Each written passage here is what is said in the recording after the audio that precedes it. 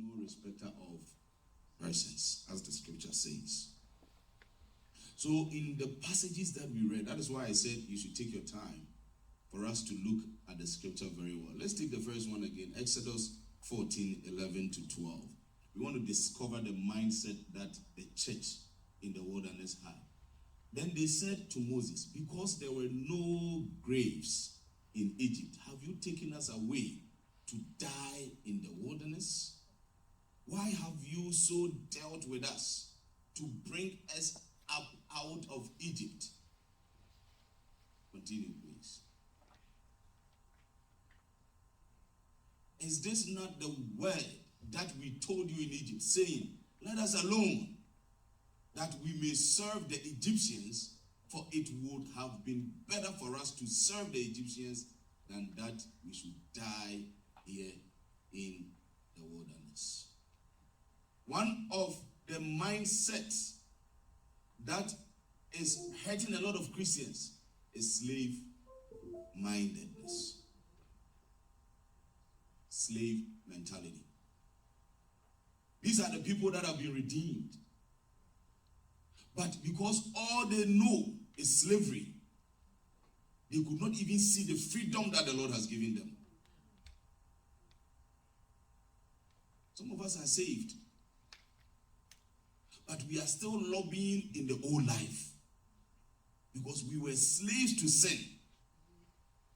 And now, scripture tells us that when we are redeemed, we become slaves to righteousness. But we are not living as slaves to righteousness. We are still living in that old nature. We can never see the glory of God if we do not reposition our mindset. A person with a slave mindset or a slave mentality is bound to the control and opinion of other people. So, whatever people will say, that will affect you. That's how you're going to live your life.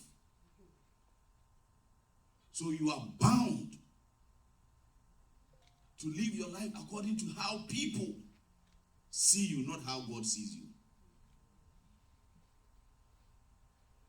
I pray that the Lord will heal our minds. Israel became slaves. They became a nation in slavery. So it was in Egypt that the Lord was making a nation out of them. So they could not see any good thing. That how can we, slaves, become a whole nation? And because the whole nation was developed in slavery, it was difficult for them to live that kind of mentality. What is your mental position right now? How do you see yourself? Because if I see myself as a believer, if I see myself as God's son, if I see myself as a child of God, if I see myself as someone who has been translated from the kingdom of darkness into the kingdom of light, I must live the light, the life that exhibits that light. Last Thursday, I was teaching an evangelism class to some of our youth and pencil leaders. And the scripture we looked at was Matthew 5. I think when the scripture says that you are the salt of the earth, and if the salt loses its flavor, how can the salt lose its flavor? What makes us know what salt is actually is the flavor. But the scripture says if a salt loses its flavor, it is good for nothing. It must be trampled on. But you are the salt. And one of the captions that really caught me, that you are not going to be the salt. Not you will be the salt. Not you will be the light. He said you are. So immediately we come to faith. The Lord makes us the salt and the light of the earth and the world respectively. But are we living as children of light? That is a question. Are we living as children of light? We need to change our mindset. Israel had a slave mindset. That when the Lord was delivering them, they told Moses, if we were in Egypt, we told you, we even told you, when you said God has sent you, we told you. let us be here.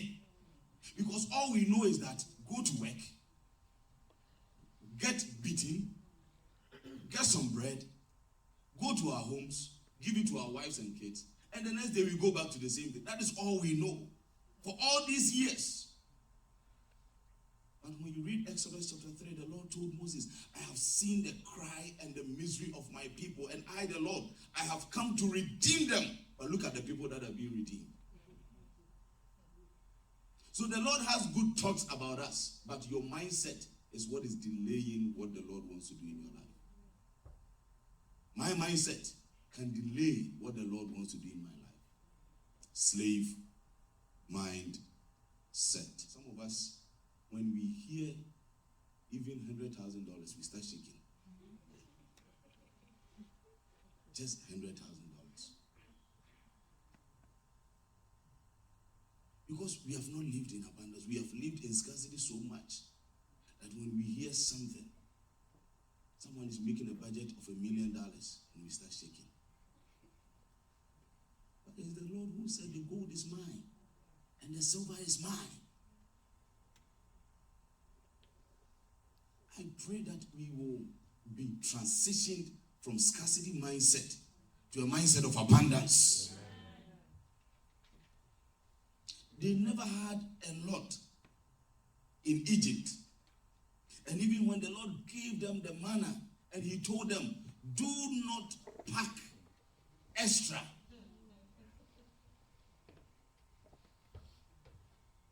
They disobeyed.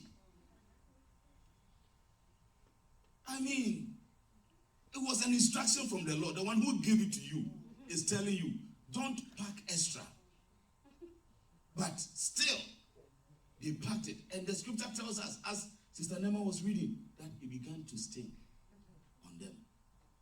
If you cannot live in the abundance that the Lord has given you, that scarcity mindset is always grabbing. It will stink. It will stink.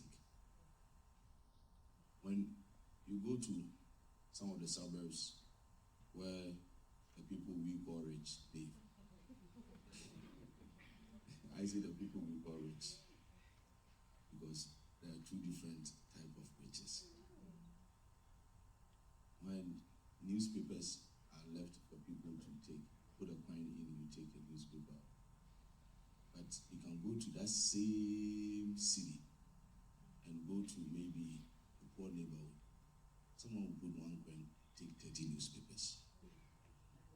It's the same neighborhood, but different mindsets. We are all Christians, but our mindsets, very important. Israel had a scarcity mindset, and people who are simple-minded are not able to deal with difficult issues. Their response to difficult issues is drama. They will flip. So when difficult issues comes, because they can't deal with it, they flip. Look at how these people were dealing with Moses. This is the guy that the Lord has chosen to redeem you, to lead you. Look at how they are flipping on him. As if Moses is the one who is redeeming them. Because they were simple-minded. Their mind could not hold the greatness that the Lord was giving them. He said he's taking them to a land that is flowing with milk and honey, and still they wanted to live in Egypt and eat meat. The meat that they have to eat too, they have to go to work. They have to be beaten before they get the meat to eat. They still like that. May the Lord have mercy on us.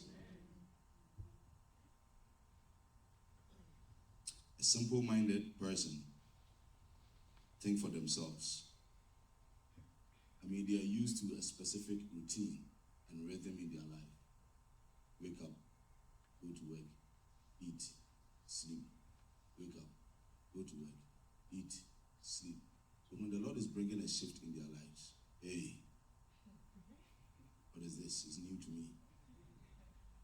This is not how I am made. I don't know this. This is new to me. And the Lord is transitioning you for a greater purpose. And because of our simple-mindedness, some of us still remain where we are. The next one is small mind.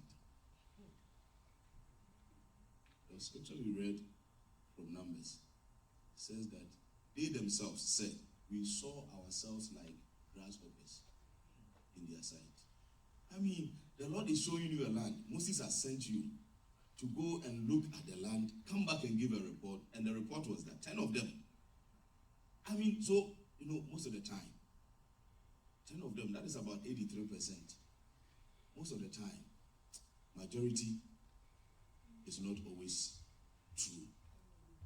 Say that majority wins. It's not always true. It is how they see things. 10 of them came back and said that we saw ourselves like grasshoppers. Small in their sight. These Anaks, we can't stand before them. And Anaks are descendants of Goliath. But look at David, small boy, about 17-year-old, being able to kill Goliath.